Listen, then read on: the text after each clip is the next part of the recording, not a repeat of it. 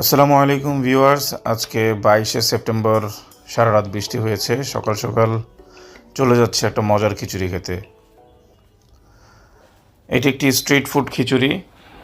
এলাকার রেল লাইনের গোড়ায় আমাদের এই এলাকার এক মামা উনি বিক্রি করে আতপ চালের গুঁড়া এবং পোলাও চাল ভাঙা দিয়ে এত সুস্বাদু একটা খিচুড়ি তৈরি হয়, যেটা খেতে আমি চলে আসছি আজকে।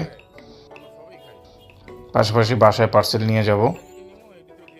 এটার মূল্য হচ্ছে 60 টাকা, কিন্তু খাওয়াটা এত সুস্বাদু যা বলার বাইরে। আমি এখানেই বসে খাবো, যদিও পরিবেশটা একটু সালাদিয়া টাইপের, যেহেতু রেল লাইনের গোড়ায় টেবিলের মধ্যে বসে খায়। তো আমি চেষ্টা করছি খাবার। পাশাপাশি আপনি খেতে পারেন আমাদের উত্তর আজমপুর কাঁচা বাজার রেলগেট থেকে হাতের বাম পাশে যেদিকে কসাই বাজার যায়, ওখানে উনি বসে। খুব সুস্বাদু। আশা করি আগামী ভিডিও দেখবেন। আমি আপনাদের সাথেই আছি নতুন ভিডিও নিয়ে। আজকের জন্য আল্লাহ হাফেজ।